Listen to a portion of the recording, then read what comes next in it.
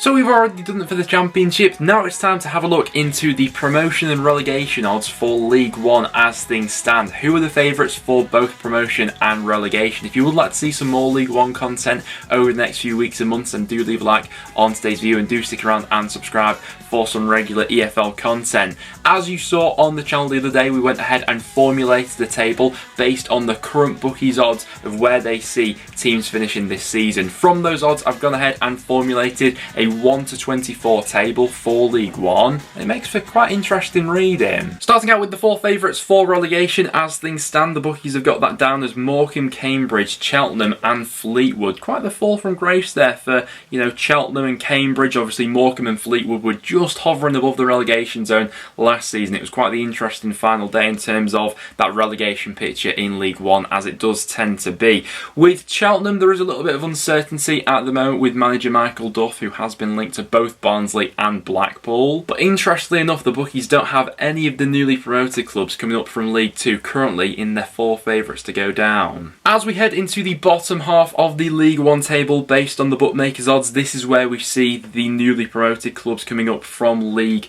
Two. In terms of the 20th to 13th positions, we've got Exeter, Accrington, Burton, Port Vale, Lincoln, Forest Green, Bristol Rovers and Shrewsbury. So they do have it down as Bristol Rovers currently being the best performing of the newly promoted clubs coming up from League Two. Forest Green have been quite a forward-thinking club, obviously absolutely smashed it in League Two last season, but it'll be interesting to see how much the departure of their manager going to Watford will actually have on their season. Rob Edwards, I'm quite excited to see what he's able to do with that Watford side next season, but what will the knock-on effect be for a side like Forest Green? As we head up the League One table though, this is where things get interesting, because honestly from 12th place upwards, I think any of these sides have a realistic shot of the top six next season, and probably some of those in the bottom half as well currently. They've got Plymouth down for a 12th place finish at this point in time. Last season was a little bit turbulent for Plymouth fans really. Obviously they started the year with Ryan Lowe, Preston, then managed to land a deal for him. Schumacher came in, had that initial bounce, but they missed out on the top six on the final day. It's going to be his first full season in charge of this Plymouth side, so it'll be interesting to see if they can go one more this season. In 11th, the bookies have Charlton at this point in time. They've not quite been able to stick it in League One since their relegation from the Championship. The first season they had back there, they missed out on the playoffs on goal difference. Last season fell to a disappointing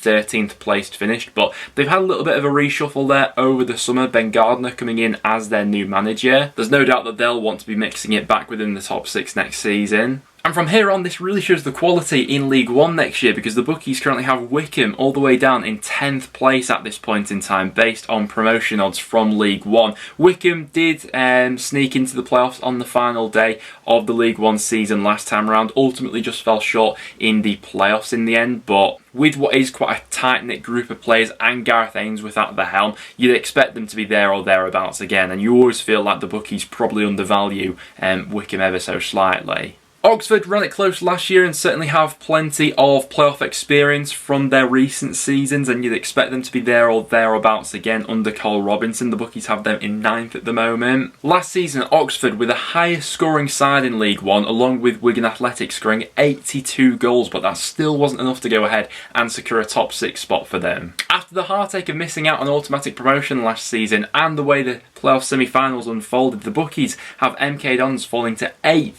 in League One next season. I'd certainly imagine they'll be there or thereabouts under Liam Manning. There was a point when QPR were searching for their next manager. They seem to be heavily linked with a move for the MK Dons man, as I'm sure he'll continue to be linked with other jobs after the impressive work he did there last season. But this, once again, goes to show the quality in the league next season, that they have MK Dons all the way down in 8th at the moment. Portsmouth ended last season with a lot more consistency than the way they started it. They only lost 3 of their last 18 league matches last season. I think a lot of people are tipping them to be in and amongst the playoff picture heading into next season, and I certainly wouldn't rule that out. I think from the predictions that I've seen so far in terms of the early calls for a lot of people, quite a few have had Portsmouth actually in the top 6. The bookies just has them falling short at the moment in 7th place, but once again, anyone from this top half I can realistically see mingling in there. And then into the playoffs picture, in 6th place, the bookies currently have Peterborough. Now, this one did surprise me slightly. They do have Peterborough down as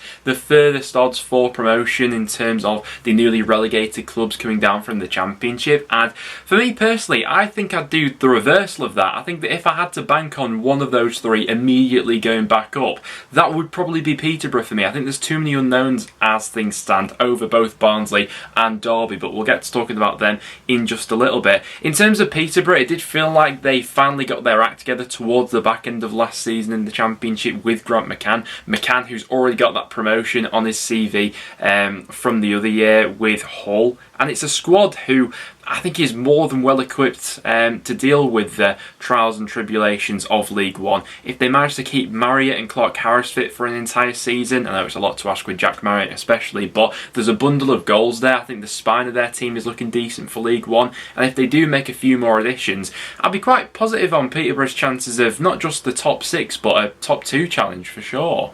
In 5th place at the moment, the bookies have Bolton. I think this will be quite a popular choice for Bolton to be in and amongst the top 6 picture. Some people are probably going as far to back Bolton for a top 2 place at the end of the season, and I wouldn't actually be all too surprised if that was to materialise. In the second half of last season, Bolton were absolutely flying, and had they not got off to a slow start to the season, would have been in and amongst the playoff picture. I think they only lost 2 of their last 22 league matches. It does feel like the project is all sort of aligning at the moment for Ian Evatt. He seems to have the backing of the board as well in those circumstances, and Bolton are letting down the team a little bit in terms of this Northwest Super League that we've created in the Championship for this upcoming season. So it would be nice to have Bolton back in the Championship, and I do think that they will be there or thereabouts for promotion this season. In at 4th place, the bookies have got Barnsley, and they're a side who I've got no idea what to make of at this point in time. They could fall into mid-table mediocrity, or they could absolutely run away with the League One title this year. It seems as if there is a real lack of forward planning at the club at the moment. I mean, when did Aspargi lose his job at Barnsley? Around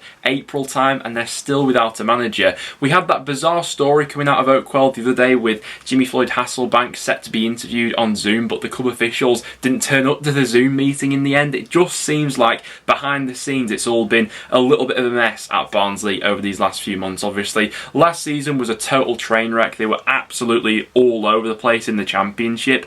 But despite saying all of that, there is still talent within this squad. It's a young group of players who, you know, a lot of them have played in League One before and been successful at this level. With players soon to go back to pre-season without a manager or any sort of identity to go off at the moment, they're an impossible call right now in terms of which way they could go and which players will end up staying for the season as well. In terms of the bookmakers' odds right now, I think it's Warnock and Duff who are most being talked about in terms of an ex-manager for Barnsley. Would make a change from their general managerial recruitment when they have looked overseas, but right now, without knowing who will be in the hot seat, they're pretty impossible to call. In 3rd, we then have Derby County, who have without doubt the most unknowns about them going into this next season. There's been more complications with the Chris Kirchner takeover deal. As of recording, seems as if that could be on the verge of collapsing as well, but I'm sure that things will continue to change over the next 24 hours. Mike Ashley potentially might be back in the frame as well, and the longer this rumbles on, the more unsettled Derby's upcoming season becomes. There's still a potential for a further point deduction, and at this point in time, Derby only have 5 contracted players at the club, and they're set to go back to pre-season soon. Obviously, Rooney still at the club. Rosinia, interestingly enough, has been linked with a move away. Blackpool currently interested in taking him off Derby. The best case scenario for Derby is that a takeover finally does go through. They managed to get this rebuild underway, and to be fair, they have been linked to some fairly decent players actually of Championship standard. But all this is completely irrelevant should this takeover not eventually go through in one way or another. So at the moment it does seem quite speculative to have Derby as well placed as 3rd in League One next season, but a lot can change in 4 weeks in football, can't it? And in 2nd place, by the bookmakers' odds, they have Sheffield Wednesday achieving automatic promotion this time around. Now, I think it's fair to say that the expectation on Wednesday will be automatic promotion. I think that will be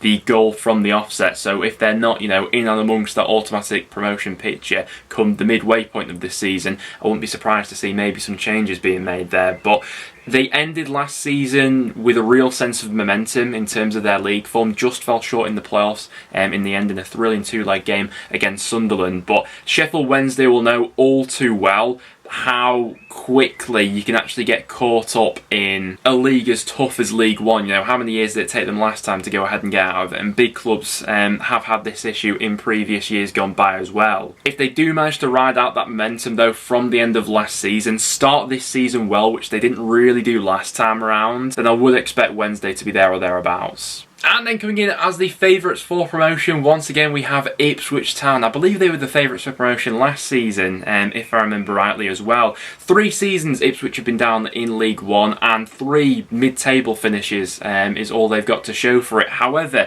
it does feel like this season could finally be the one where they do push for promotion. With a manager like Kieran McKenna, the momentum which they ended last season with, and the backing they've had to go ahead and completely overhaul this squad. They've already made a start to their transfer business in this transfer window as well, bringing in players like Freddie Ladapo and Don Ball, 2 players who I think are perfectly suited for what Ipswich are looking to do going into next season. If this isn't the year that Ipswich are finally up and amongst the top 6, then something has gone seriously wrong, because they have all the resources that they should be doing that without a problem for me. But there you have it, guys. As you can see to the side of me, those are the current odds for promotion and relegation, going off what the bookies are currently saying for each side. I'd be interested to know what you guys have to say about this one, particularly with the promotion race. Who do you see as the strongest 3 sides going into next season in League One, and who do you think are the most likely ones to get promoted? That will wrap it up for today though, guys. So if you did go on to enjoy, make sure to leave a like and do stick around and subscribe for some regular EFL content. If you would like to see more League One content over the channel over the next few weeks as well, do let me know in the comments down below. Apart from that, I'll see you all in the next one.